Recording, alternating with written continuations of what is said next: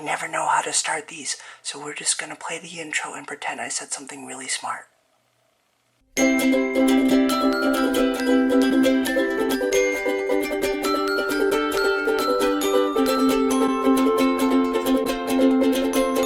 Ah, the Nerd Fighters!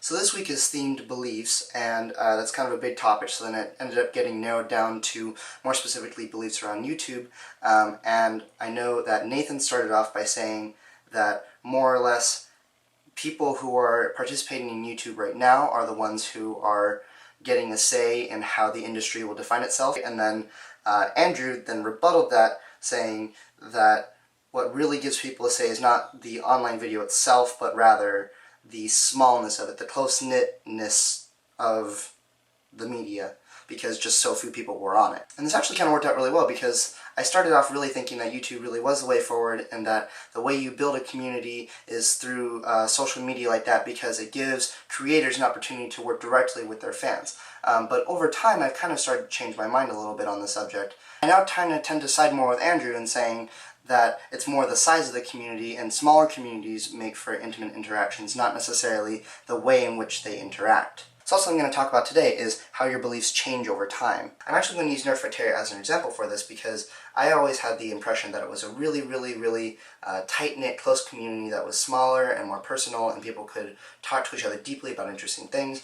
But as it started to grow, I started to feel like maybe more people weren't connecting as much as they used to, and the culture of it felt like it was taking a shift. I was still very 50-50 on the matter, because to be honest, I preferred to live in a world where large communities, even the ones the size of Nerdfighteria, could still connect and talk to each other in a deep and interesting way. And then Vidcon happened. So a little bit of a backstory here. I actually have attended Vidcon every year since it was like 3,000 people, but now it's over 18,000, which is a little bit crazy. But it was really over that space of 2 or 3 days that I started to see how the size of communities can really kind of destroy the ability for people to be intimate and talk to each other in them. So to kind of compare and contrast, my first year at Vidcon, you could kind of just like walk up to these really famous YouTubers and be like, hey, I love your work, can I get a photo? And then you could talk to them for, probably a couple of minutes and just say how much you like their work and hope that they keep it up and all that fun, jazzy stuff that you tend to do when you meet people you really look up to. This year was a little different.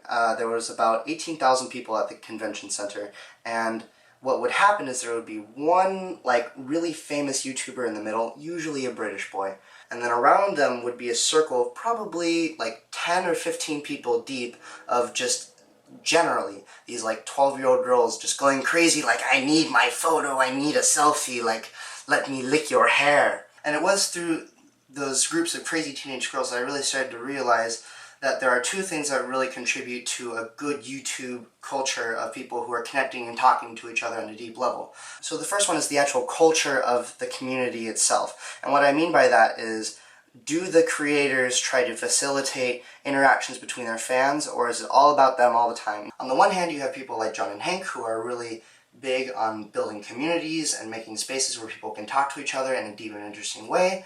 And on the other hand, you have people like Our Second Life, which, by the way, I had never heard of before VidCon, but anyway, they just make videos all about themselves, and then their little teenage fangirls go crazy, and there's not really any room there for people to talk to each other or have interesting conversations besides, how beautiful so-and-so is with their new hair or whatever. And the second factor, which is probably the more important of the two, is the size of the community. Myself and probably about 500 other people waited in line for about 6 hours to meet John Green. And while I actually did have quite a bit of fun because I made a lot of friends around me, it's kind of one of those things where by the time I had gotten to the front of the line, he was totally over meeting people, I was kind of over waiting in line, and it just wasn't a very good setup. So despite the best efforts of the Vlogbrothers to keep the community really deep and meaningful, I do honestly think that there is no substitute for the community to just be small and have opportunities for individuals like myself and like you guys to talk to each other one-on-one, rather than the giant mass of people that were surrounding that one poor creator at VidCon. So I like to think that this paradigm shift happened only over the space of VidCon, 2 or 3 days, but when I look back at it, I start to realize that my first impressions that maybe the community was starting to have some growing pains really started when the Fault in Our Stars became very popular. To put it simply, you change your mind slowly and then all at once. T-Files puns, quotes and stuff. And looking back, if I'm going to change my opinion on something that's really near and dear to me, it's probably going to happen in a similar way.